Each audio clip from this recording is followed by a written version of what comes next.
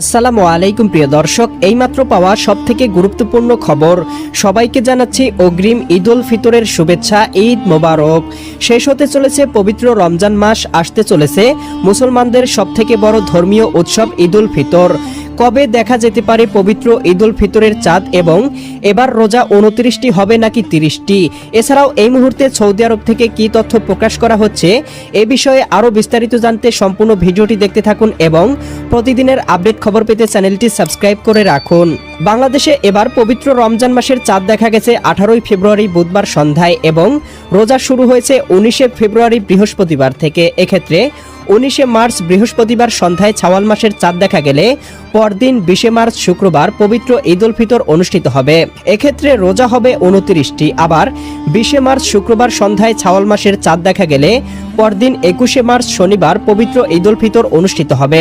এক্ষেত্রে রোজা সম্পূর্ণ হবে 30টি। এদিকে বিশ্বের বিভিন্ন দেশ সহ বাংলাদেশেও এবার পবিত্র রমজান মাস 30 দিন পূর্ণ হওয়ার সম্ভাবনা রয়েছে।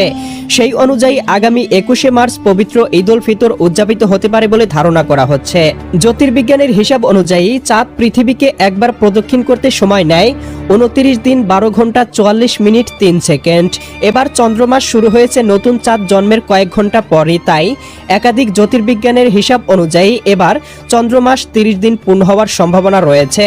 সেই অনুযায়ী সৌদি আরবে পবিত্র শাওয়াল মাসের চাঁদ 19 তারিখ বৃহস্পতিবার সন্ধ্যায় দেখা যেতে পারে এবং সৌদি আরবে 20 মার্চ শুক্রবার পবিত্র ঈদ উল ফিতর উদযাপিত হওয়ার সম্ভাবনা রয়েছে। অন্যদিকে বাংলাদেশের শাওয়াল মাসের চাঁদ 20 মার্চ শুক্রবার সন্ধ্যায় দেখা যেতে পারে এবং বাংলাদেশে 21 মার্চ শনিবার ঈদ উল ফিতর উদযাপিত হওয়ার সম্ভাবনা রয়েছে। তবে চূড়ান্ত সিদ্ধান্ত নির্ভর করবে বাংলাদেশ চাঁদ দেখা কমিটির ঘোষণার উপর। চাঁদ দেখা মাত্রই ভিডিও বার্তার মাধ্যমে আপনাদেরকে জানিয়ে দেওয়া হবে, তাই চ্যানেলটি সাবস্ক্রাইব করে বেল আইকন অন করে রাখুন।